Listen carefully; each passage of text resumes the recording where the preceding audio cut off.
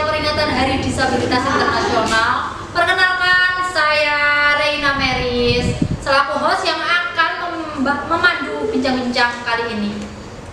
Pada kesempatan kali ini, tema kita adalah bersama berkarya menuju kemandirian dan kesetaraan. Alangkah baiknya saya akan sedikit mengenalkan terkait tema yang saya angkat, yaitu bersama berkarya menuju kemandirian dan kesetaraan.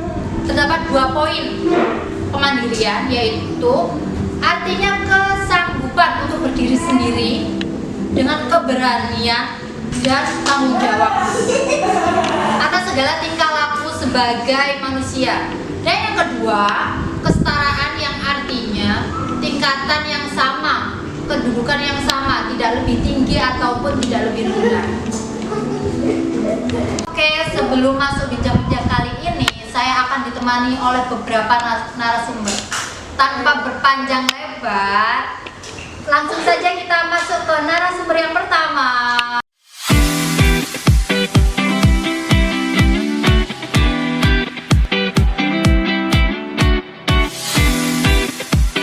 Ini saya bersama 2 narasumber hebat dan keren-keren.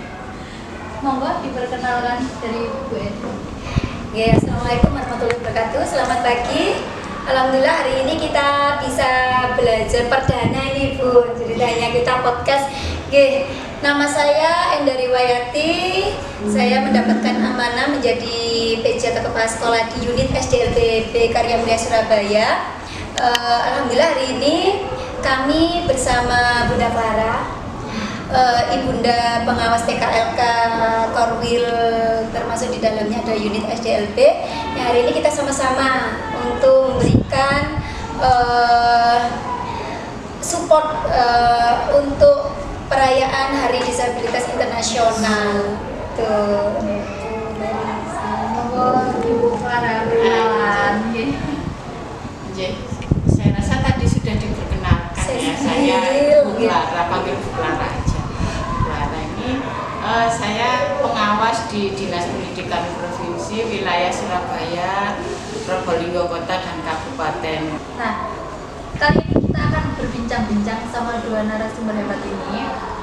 Untuk Ibu Eri, gimana sih Hari Disabilitas ini menurut jenengan, harapan jenengan? Ya, Bu Meris dan teman-teman semuanya, HDI Hari Disabilitas Internasional diperingati setiap tanggal 3 Desember.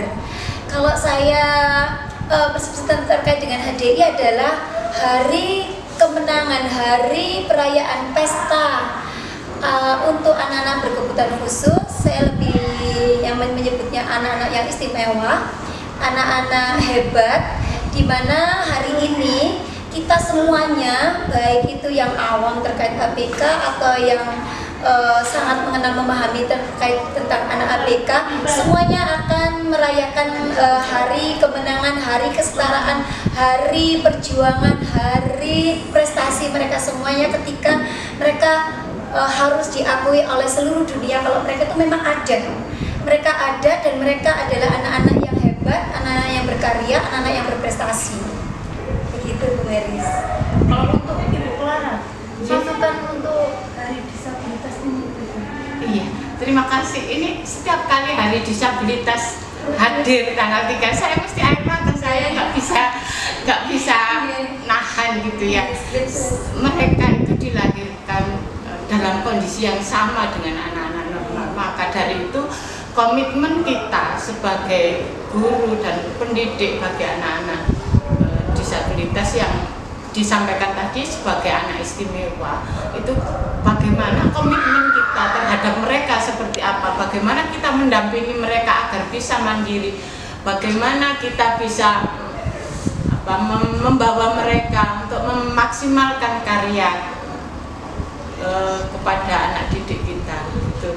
Jadi bagaimana komitmen kita itu kita jaga. Kalau Surabaya itu dibilang wani, siswa itu harus gurunya dulu membuat siswa yang well-being, paling tidak well-being. Yang kedua, attitude seorang guru itu bisa membawa anak-anak ini ke depan, bagaimana masa depan mereka kita jaga.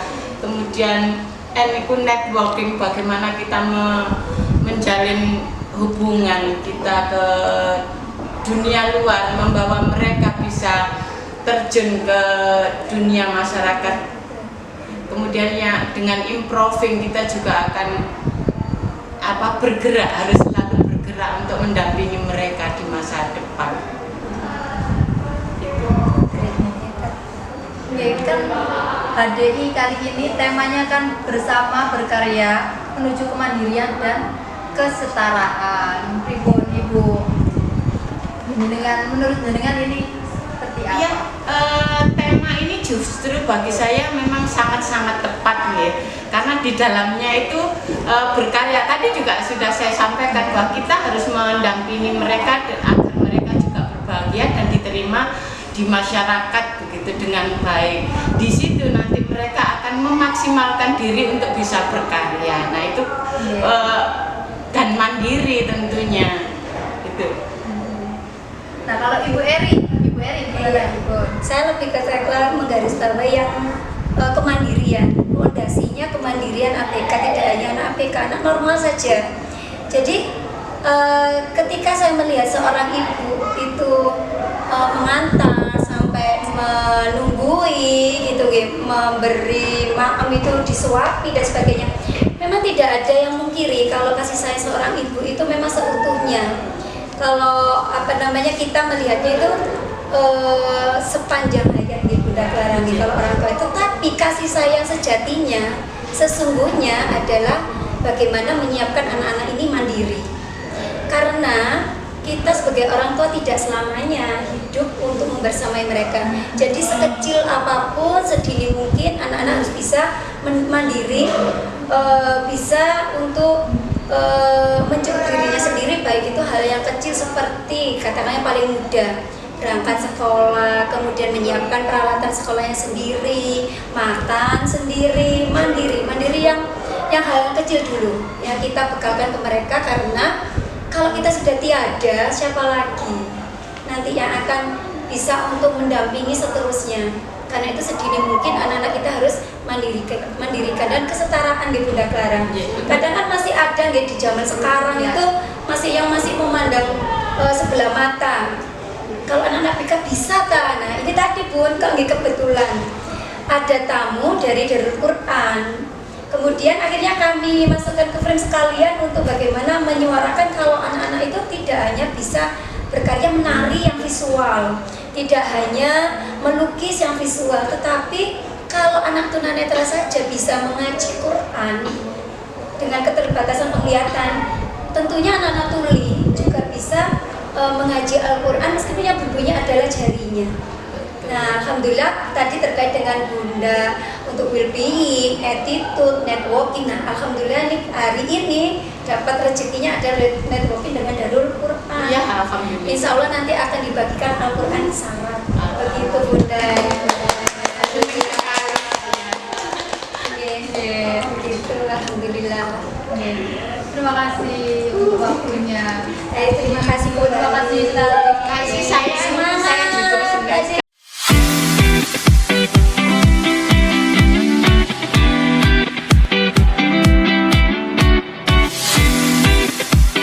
Pagi hari ini saya bersama Bapak Aam, ya.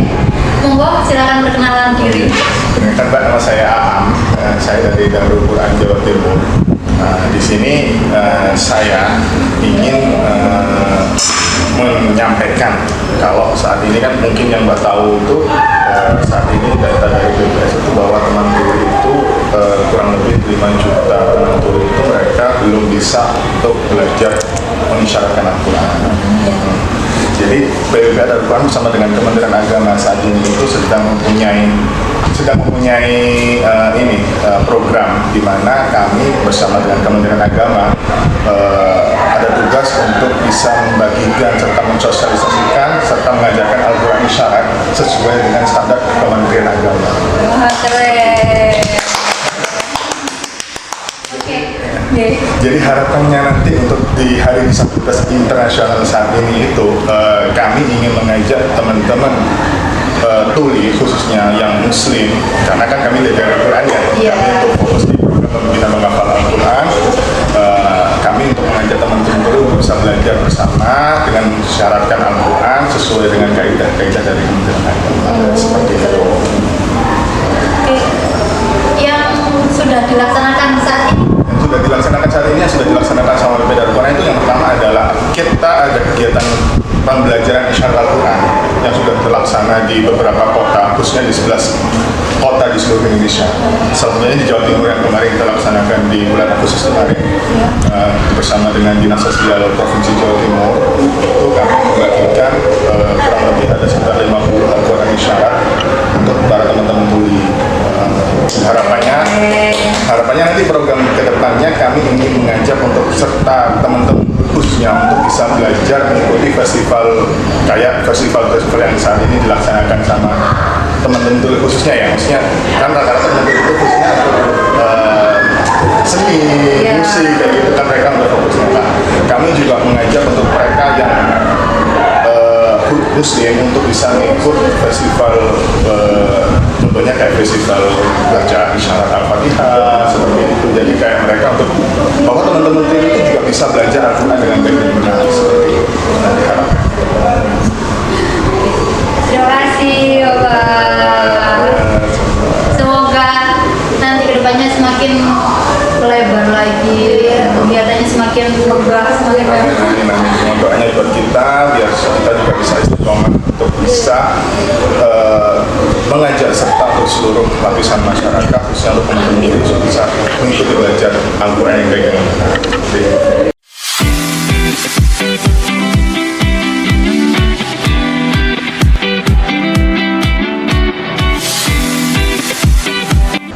Baik, kita akan ke narasumber selanjutnya, yaitu guru yang sudah senior, sangat berpengalaman di SDLB Karya Mulia, yaitu Ibu Istiantini yang sering dipanggil Ibu Tini.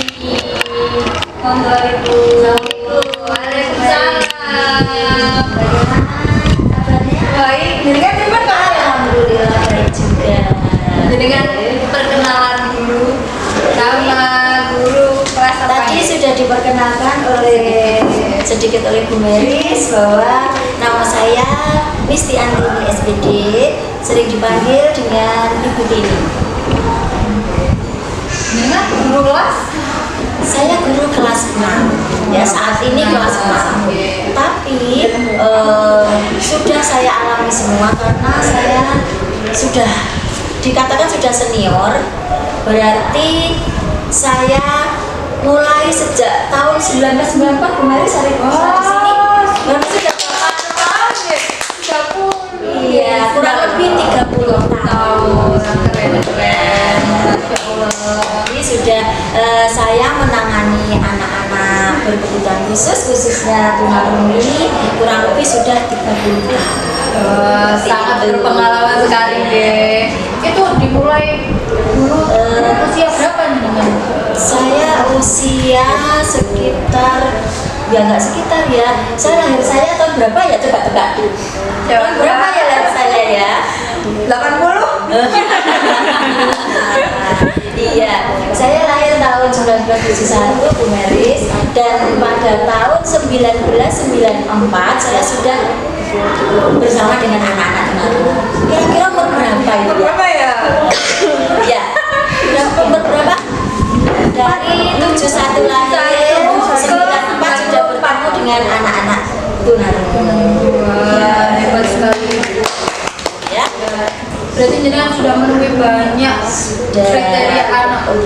Jadi saya Bu Mary sudah pernah mengajar bagaimana mengajar di kelas kecil, sudah pernah yaitu malah pada waktu masuk saya sebelum jadi guru itu seperti di training Bu Mary. Tidak seperti sekarang, di training itu kurang lebih selama 3 bulan. Lama ya? Belum diberi kelas, belum ditempatkan kelas kalau dulu seperti itu ya. Bagaimana di training diputarkan dulu dari kelas kecil, dari kelas kelas sedang, dari kelas besar diputarkan dulu, baru pertama awal masuk saya menggunakan kelas 2. Kelas SD, kelas kecil, kelas sedang juga merasakan, yaitu kelas 4. Tapi yang paling lama Bu Meris, saya dipercaya untuk memegang kelas 4. Itu kurang lebih sudah selama 15 tahun. Wah. Jadi oleh kepala sekolah mulai almarhum Bapak Eko, Bu Yayu, itu sudah saya dipegangi kelas 4. Seperti itu. Ya. Kalau perbedaan yang mencolok antara kelas kecil, sedang dan besar itu apa? Saya katakan kalau kelas kecil memang lebih sulit. Dari segi apa? Kemandiriannya. Kemudian dari segi komunikasi terutama. Tapi kalau sudah kelas besar sekarang ini anak sudah bisa diajak komunikasi. Kemandiriannya juga sudah bertambah dibanding dengan anak-anak yang kecil. Tapi yang paling penting Bu Meris, modal kita sebagai guru SMP ya, itu adalah ayo, apa yang pertama kita harus sabar. Itu modal yang utama, baik mengajar di kelas kecil maupun di Kelas besar ya. Ada sabar dan telaten ya. seperti itu. Oke. Kalau kan hari ini kita memperingati Hari Disabilitas Nasional. Nah, pripun Ibu melihat ini Hari Disabilitas ini? Seperti sudah di mana-mana ya Bu Meris, bahwa itu sudah namanya mendunia ya. Itu adalah hari perayaan. Hari perayaan hari anak-anak yang berkebutuhan khusus ya. Semuanya bahwa di tanggal 3 Desember itu sudah dinyatakan sebagai Hari Disabilitas. Hari Disabilitas Internasional kali ini kan temanya bersama berkarya menuju kemandirian dan kesetaraan. Niku gimana menurut Ibu? Tadi juga sudah dijelaskan oleh Ibu Kepala Sekolah bahwa berkarya, mulai berkarya atau mulai mandiri dulu ya. Mulai mandiri, kemandirian memang harus kita awali sejak, bahkan sejak dalam kandungan pun sudah kita latih mandiri. Apalagi sejak lahir pun juga harus kita latih sejak dini pokoknya. Kalau dimulai dari lingkungan sekolah, kemandirian yang dari kelas kecil, seperti harus mempersiapkan perlengkapan sekolahnya sendiri. Karena apa? Biasanya anak-anak sekarang Bu Meris semata mama. Oh iya. Kalau di sekolah ditegur gurunya, mana PR, mana bukumu? Mama, yang disalahkan mamanya. Nah, itu harus kita tegaskan ya. Jadi mulai sekecil apapun, mulai dari harus berlatih makan sendiri, mandi sendiri, memakai baju sendiri, itu pun harus dilatih sejak kecil. Dan nggak kalah pentingnya Bu Meris untuk melatih kemandirian tidak hanya dari guru, tapi dari kerjasama dengan siapa Bu Meris? Dengan orang tua. Jadi kita harus sudah ada janjian dengan orang tua. Nah, biasanya apa? Karena kita sebagai seorang ibu Bu Meris ingin memanjakan anak. Ya, Nah, tapi kemanjaan anak itu belum tentu memberi positif ke anak. Nah, jadi semua tidak harus kita manjakan. Ya, memang kita harus sayang kepada anak, tapi ada kalanya kita manjakan, ada kalanya kita latih untuk mandiri. Apalagi untuk kalau sudah kelas besar Bu Meris, itu seperti tugas-tugas dari sekolah itu seharusnya dan sewajibnya itu sudah dikerjakan oleh anak sendiri. Tapi anak-anak sekarang karena si mama pun juga ingin anaknya berhasil kan? Nah, tapi boleh memang kita tidak lepas dengan orang tua. Contohnya anak itu suruh mengerjakan PR-nya dulu sendiri, baru setelah itu ditunjukkan ke orang tuanya. Jadi tidak langsung mamanya atau orang tuanya membantu mengerjakan. Nah, jadi untuk melatih kemandirian anak harus mengerjakan sendiri dulu, baru ditunjukkan ke mama atau orang tuanya, dicek. Tapi nanti anak-anak zaman sekarang, apalagi kalau anaknya bekerja, aduh Bu Meris, menunggu mamanya sampai pulang kerja. Nah, ya kalau mamanya pulang kerjanya sore, tapi kalau malam, akhirnya PR-nya tidak dikerjakan gara-gara menunggu mamanya pulang seperti itu. Jadi tadi saya jelaskan bahwa kita harus ada kerjasama dengan orang tua.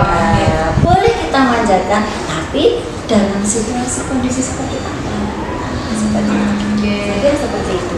Nah, kalau dalam hal kemandirian, kesetaraan, ya, kesetaraannya dimaksud di sini Bu Meris bahwa anak-anak disabilitas bahkan mulai sejak dulu itu tidak boleh dibedakan dengan anak-anak normal pada umumnya. Baik seperti di dunia pendidikan, sekarang sudah ada di mana-mana ada sekolah inklusi, di mana sekolah inklusi harus mau menerima anak ABK seperti itu. Bahkan di dunia usaha, perusahaan apapun atau dalam bidang apa ya, itu juga harus menerima anak disabilitas. Jadi intinya bahwa anak disabilitas harus disamakan. Yes. Tidak boleh Beda-bedakan. Kalau berkarya, bimbing di kelas untuk mereka berkarya itu gimana? Iya, kalau berkarya inilah yang kita utamakan. Karena apa? Kita sebagai guru atau bahkan harapan dari orang tua pun bahwa anak itu nantinya tidak selalu didampingi oleh orang tua atau oleh guru. Jadi mulai sekarang yang kita utamakan adalah masalah vokasi ya Bu Melisa. Kita dahulukan keterampilan anak. Karena apa? Apabila anak sudah dibekali keterampilan, nantinya itu tidak akan tergantung oleh orang lain. Jadi nantinya harapan kita di masyarakat nantinya bisa hidup tanpa bergantung dengan orang lain. Contohnya kalau di sini, kalau di SD memang kan vokasinya masih hal-hal yang dasar ya, seperti baru menjahit pun pakai yang masih apa ya, masih pakai tangan sudah. Kalau nanti tapi kalau sudah di SMA Bu Meris, itu pun di kurikulumnya di SMA itu lebih baik ke vokasi daripada ke materi seperti itu. Harapannya apa? Kedepannya kalau anak punya keterampilan, contohnya kalau di SMA LB sini ya, kita berbicara di lingkup sekolah karya mulia ya, itu vokasinya ada menjahit, ada kemudian tata boga, ada tata kecantikan, banyak seperti itu. Itu tujuannya apa? Bahwa anak itu supaya bisa berkarya yang nantinya bisa minimal menolong dirinya sendiri. Syukur-syukur kita berbagi apabila bisa bermanfaat bagi orang. Seperti itu. Baik, terima kasih Ibu atas informasinya dan ilmu-ilmunya dari jenengan. Sudah mau berbagi di podcast kali ini ya. Dan harapan kami Bu Meris ya, terutama untuk anak didik kita semua, mudah-mudahan ilmu yang kita berikan nanti akan berguna pada anak didik Amin. masa depannya seperti itu. Sekali lagi terima kasih Bu Tini.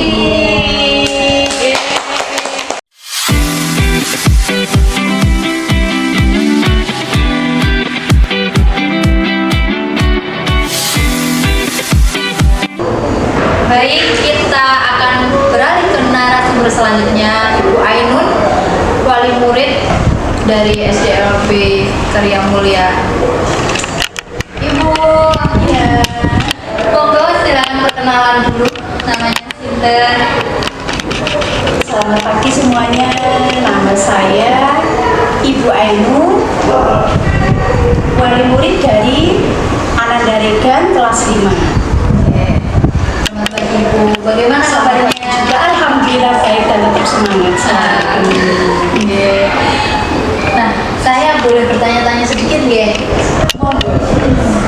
Terkait kalau Mas Regan pribadi ya, Mas Regan kalau di rumah gimana Ibu kemandirian? Alhamdulillah kalau untuk selama ini Regan itu kalau di rumah sudah mulai mandiri.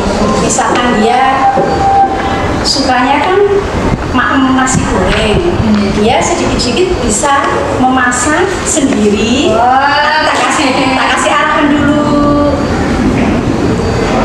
tak kasih arahan untuk bagaimana cara membuat nasi goreng yang enak gitu, karena dia sangat suka sekali, makanan favorit itu nasi goreng, dan alhamdulillah bisa bikin sendiri, dimakan sendiri. Wah, bapaknya nggak dibuat. Iya, porsi sedikit. Kalau porsi banyak, bumbunya dia masih bingung seperti apa. Porsi sedikit untuk makan sendiri. Nah, kalau menurut Mama ini kemandirian itu seperti apa sih? Kalau menurut saya kemandirian itu memang sangat penting dan perlu sekali untuk ditanamkan kepada anak-anak.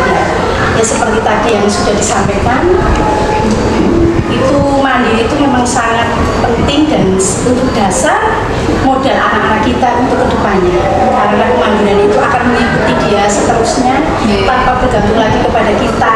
Kalau misalkan kita sudah tua atau gimana kan nanti dia bisa apa-apa sendiri untuk bekal kedepannya selanjutnya. Kalau Mama ini melatihnya untuk kemandirian dia itu Kalau saya untuk melatihnya itu pertama-tama ya saya suruh dulu sedikit-sedikit, terus nanti diarahkan seperti apa, seperti ini. Misalkan tadi yang contohnya, misalkan PR atau membuat nasi goreng itu saya awalnya ngasih contoh dulu seperti ini. Nanti kalau sudah bisa sendiri kadang tanpa disuruh sudah mengerti. itu dia kalau Regan itu ada kayak awal gitu loh, ada mengeluhnya atau enggak? Iya, namanya anak-anak itu pasti ya, kalau misalkan capek dari sekolah terus nanti malamnya mengerjakan PR atau apa ya, mengeluh itu pasti. Cuma saya sebagai orang tua selalu menyemangati bahwa nggak boleh capek, ini harus belajar terus biar kamu bisa, nanti biar kamu besok nanti ke depannya biar jadi orang yang hebat seperti ini. Berarti dikasih motivasi juga. Motivasi itu penting. Kalau untuk apresiasi ketika Regan sudah bisa buat nasi goreng, itu apresiasinya dari Mama apa? Apresiasinya itu nggak muluk-muluk sih. Regan itu sukanya itu jajan rembulan dan takoyaki. Itu simple ya. Simple. Kalau misalkan habis apa gitu yang membuat misalkan dia tadi contohnya misalkan bisa membuat PR sendiri, nasi goreng sendiri, nanti dibelikan yang tadi itu takoyaki sama rembulan itu biasanya kesukaan makanannya itu sudah senang sekali, sudah gembira bahagia gitu. Rewardnya simple ya. Rewardnya simple, nggak pernah yang neko-neko, cukup itu sudah senang sekali. Nah sekarang beralih ke kesetaraan. Tapi pun menurut Mama mengenai kesetaraan ini, Kesetaraan untuk anak disabilitas itu menurut saya ya tadi yang sudah disampaikan, harus sama seperti anak normal lain. Ya contohnya tadi dalam hal pendidikan, dalam hal bergaul di masyarakat atau di sekolah, itu harus disamakan sama anak normal lainnya supaya dia merasa pede, jangan nggak dibeda-bedakan, nggak dibedakan, biar dia tetap percaya dirinya kuat bahwa kamu seperti ini juga sama anak lain, nggak apa-apa. Jadi saya selalu menyemangati untuk kesetaraan itu, menyemangati biar kamu juga sama ini nggak apa-apa. Biasanya itu ada rasa misalkan sama temennya saya ngomongnya begini-gini, itu kadang saya kasih semangat. ada sedikit seperti itu ya dari dukungan buat. Jadi mungkin kalau untuk kesetaraan ya memang harus disamakan. Dalam hal pendidikan, sosial, di masyarakat juga. Tapi yang kata diri, yang pekerjaan dan semuanya memang harus disamakan. Itu ya. Mama ini pernah menemui kayak suatu yang mengajarkan kesetaraannya kayak dibedakan gitu loh. Iya, ya, itu yang kecil itu ya ini kalau berteman sama teman atau itu yang di sekolah itu Iya. di sekolah atau di rumah itu biasanya kelihatan. Di lingkungan rumahnya itu Ya mungkin karena dulu aku kecil kan dia gampang bergaul. Iya. Setelah besar itu agak kurang percaya diri, mungkin dari bicaranya kok lain sama temennya, ya seperti itu. Jadi saya selalu menyemangati supaya ya tidak apa-apa, kamu sama ini gak apa-apa. Nah, kalau harapan Mama untuk kesetaraan ini, Harapan saya tidak ada diskriminasi sama anak-anak disabilitas itu gak ada lagi. Semua sama dalam hal apapun, dalam hal bergaul, dalam hal pekerjaan, dalam hal pendidikan, semuanya harapan saya disamakan seperti anak-anak lain. terima kasih Mam atas waktu dan kesempatan hari ini. Semoga kita bisa bincang-bincang lagi di lain waktu. Sama-sama, saya juga berterima kasih sudah dipercaya untuk datang ke acara ini. Semoga kedepannya anak-anak Karya Mulia semuanya tetap semangat menjadi yang terbaik, Amin. sama seperti anak-anak lainnya di luar sana. Amin. Semangat selalu. Terima kasih. Terima kasih. Sama-sama.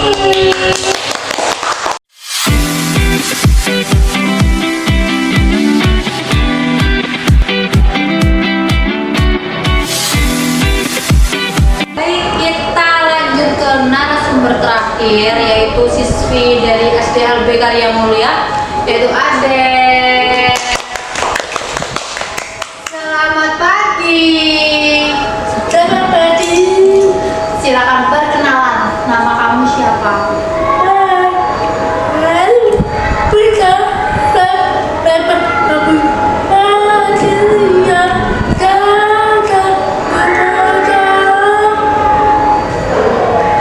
Kelas berapa?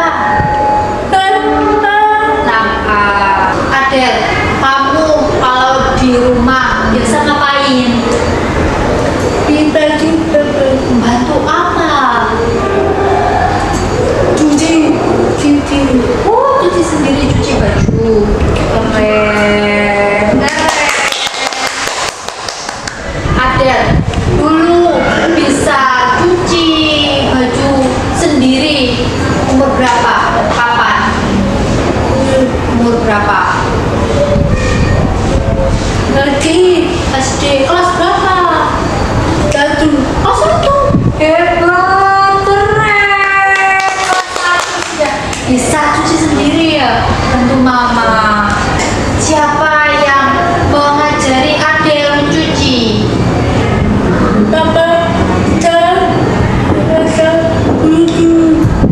Guru. Oke. Selain mencuci, kamu bisa apa lagi? Memasak. Memasak apa? Telur. Terus apa lagi? Nasi goreng. Wah, enak. Enak. Kamu paling suka makan apa? Apa?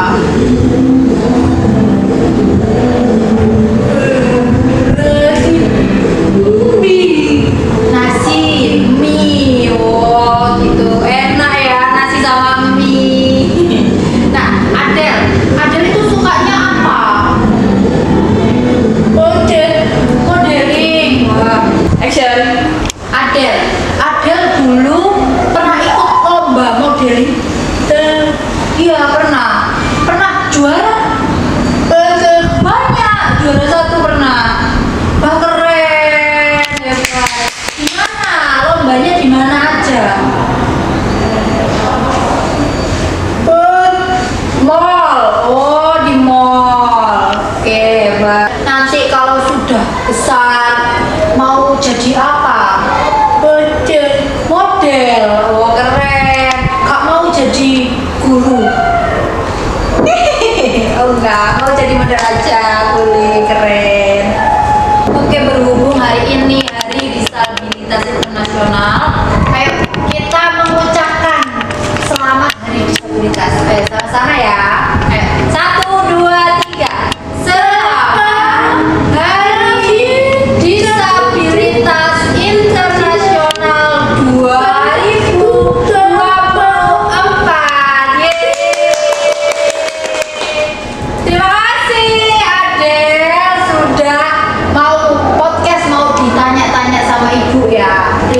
kasih. Terima kasih.